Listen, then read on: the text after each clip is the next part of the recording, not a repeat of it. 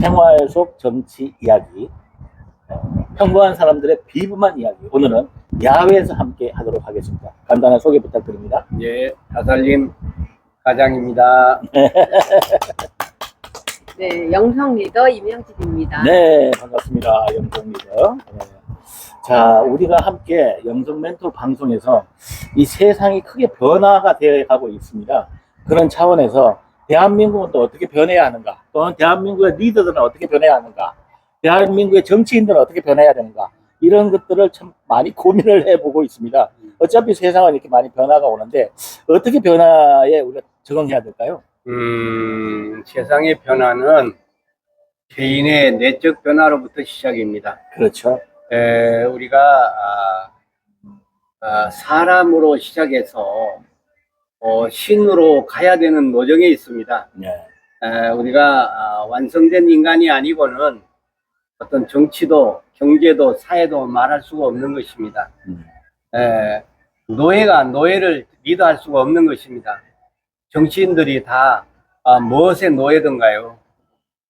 권력의 노예고 돈의 노예고 모든 환경의 노예가 된 사람들은 더 이상 국민들을 불행한 노예로 만들어서는 안 된다고 생각합니다. 네.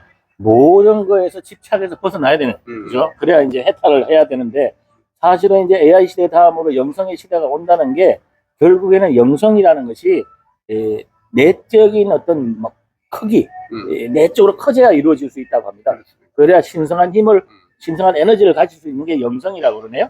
네. 지금 저희가 죽겠다 하면서 살고 있거든요. 이게 일단 살만 난다 하면서 살아야 되는데 인생을 네. 죽겠다고 하면서 죽지도 않고 살고 있으니 얼마나 고통스러운 삶이냐. 네. 그래서 결국 이 고통에서 벗어나기 위한 게 바로 지금 필요한, 또 빨리 우리가 맞이해야 될 바로 그런 영성 시대가 아닐까 싶습니다. 네, 그러네요. 자, 이제 어쨌든 이 AI 시대를 겪으면서 많은 사람들이 굉장히 고통을 겪을 거라고 생각을 해요. 왜냐하면은 워낙 빨리 변하기 때문에 그 변화를 미처 따라가지 못하기 때문에 혼란에 빠지는데, 그게 정체성 혼란과 함께 삶의 의미를 잃어버려서 우울에 빠지고 공허에 빠진다 그래요. 그런 사람들이 지나면은 어쨌든 새로운 세계가 오는데, 그 새로운 세계가 영성의 시대라는 거죠. 그 영성의 시대는 아마 신의 사람들, 신이 된 사람들, 신인간 사람들이 주축을 이룰 거다, 이렇게 예측을 합니다. 네. 지금 사람들이 살기가 어렵다. 정말 우리나라에서 못 살겠다. 이게 다 자연이 준 거 아닙니다. 네. 정치인들이 사람이 사람에게 고통을 주어가지고 못 살겠다는 말이 나오는 거지. 네. 정말 하늘이 못 살게 한다거나 자연이 사람을 못 살게 하지는 않습니다. 사람이 사람을 못 살게 하기 때문에 못 살겠다는 말이 나오는 거거든요. 맞는 일. 그러면 사람을 살릴 수 있는 사람이 나와야 되지 않겠습니까? 맞습니다. 네, 저는 그렇게 생각합니다. 아주 훌륭한 말씀입니다.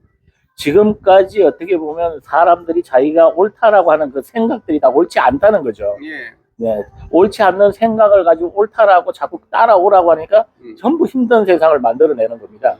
진짜 진리가 아니라는 얘기죠. 예. 그래서 그것을 이제 어떻게 보면은 진짜 진리를 깨닫는 시대가 온다는 거죠. 예. 그 진리가 무엇인지를. 그런 사람들이 많이 나타나야지만 이제 우리 사회가 평화롭고 정말 만족하는 사회가 오지 않을까, 이런 생각을 해봅니다. 진리를 찾고 진리를 깨우치는 사람들이 많다는 건 좋은 시대라고 생각을 합니다. 사람들이 지금 모여 있는데 보면 제일 인기 있는 건 AI인 것 같아요. 지금은 그래. 예. 그렇게 AI가 인기가 있으니 사람들이 자신의 가치를 느끼기는 정말 힘들고, 그래서 결국 AI를 보면 저희가 진짜 놀라울 정도의 결과를 보여줍니다. 네. 그러니까 AI를 뛰어넘은 신이 되지 않고서는 인간의 가치는 올라갈 수 없다. 그래서 우리가 이제 AI를 넘는 건 AI가 따라오지 못하는 신이 되는 인간만이 살아갈 수 있다, 이런 생각이 듭니다. 아주 훌륭한 말씀입니다. 그래서 미국에서 유발 하라리라는 학자는 호모 데우스라는 책을 썼어요. 호모 데우스 뜻이 뭐냐면 신이 된 사람들, 이런 얘기입니다. 자, 그래서 신이 된 사람들이 이제 이번에 AI 시대를 접하면서 인간은 대혼란에 빠져요. 왜냐하면 자기 존재를 잃어버려. 자기 가치를 잃어버려. 그 고통 속에서 새롭게 거듭나서 이제 영성의 시대를 맞이하게 되는 거거든요. 그러니까 이런 희망, 그러니까 영성의 시대가 되면서 신이 된 사람들이 사는 세상이 온다라고 합니다. 마지막 한 말씀 부탁합니다. 네, 신이 된 사람들이 등장해야 됩니다. 그 이유는 신이 된 사람은 있는 듯이 존재하는 게 아니고 없는 듯이 존재하면서 모든 사람들을 편안하게 해주는 겁니다. 그런 사람이 아니면 있는 듯이 존재하는 거는 지배하는 수단으로 존재하는 거기 때문에 사람이 지배를 당한다는 거는 그 정말 지옥이고 살기가 어려운 것입니다.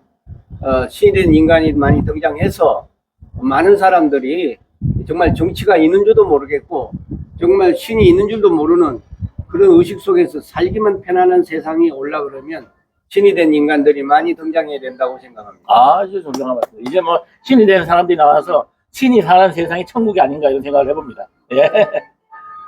지금 AI 때문에 AI로 인해서 저희는 이런 시대를 맞이할 수뿐이 없는 상황이 됐다라고 생각하는데요. 그 아픈 사람들이 많거든요. 근데 이런 아픈 사람들이 실제로 사람들이 AI를 이용하면서 자기보다 이미 가치가 높다라고 생각을 해요. AI가 아니면 내가 이거를 어떻게 과제를 수행할 수 있지? 라고 생각하면서 본인 스스로가 AI와 같이 앉아서 자기의 가치를 낮추고 자존감을 하락시키고 있다는 거죠.